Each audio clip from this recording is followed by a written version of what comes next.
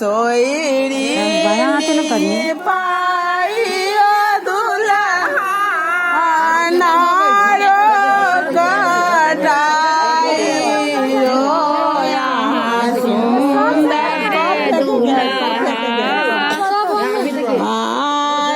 हसन के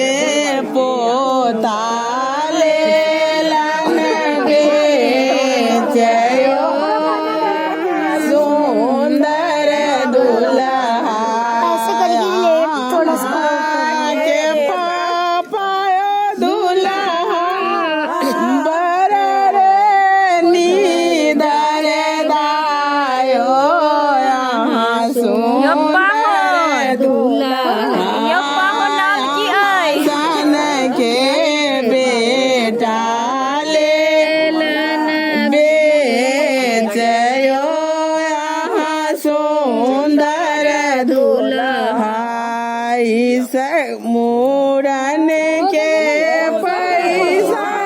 दुल्हा उपनयन के पैसा सुंदर दुल्हा छठियारों के पैसा लेन सिलयो सुंदर दुल्हा के पायो दुल्हा में रखो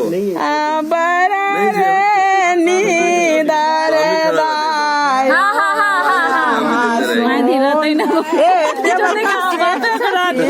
सुनै छी जे सेठ छथिन समधी तो सेठ है